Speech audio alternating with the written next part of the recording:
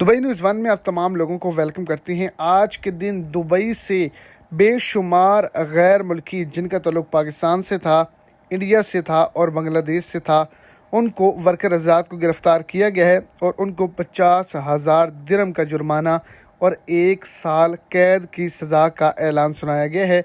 कौन सी उन्होंने गलती की जिसकी वजह से इतना बड़ा एक्शन किया गया, जो आपने बिल्कुल भी नहीं करनी। वीडियो की तफसीलात को जानने के लिए वीडियो को एंड तक लाजमी तौर पर देखें ताकि आपको तमाम डिटेल की अच्छे से समझ आ सके। और अगर इस चैनल पर आप फर्स्ट टाइम हैं तो लाजमी से चैनल को सब्सक्राइब करें, वीडियो को लाइक करें और अपने दोस्तों तक इसको ज़्यादा से ज़्यादा शेयर करें। इंजीनियरिंग की जाली डिग्री जो है वो उसके पास थी। चेकिंग के दौरान पता चला कि ये डिग्री जाली है, जिसकी वजह से उसको 1 साल कैद और 50,000 दिरहम का जुर्माना किया गया।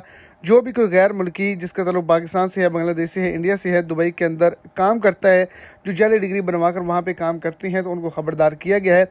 अगर उनकी तफ्तीश के दौरान डिग्री जाली निकलती है तो उसको हो सकता है कि दुबई से डिपोर्ट भी कर दिया जाए।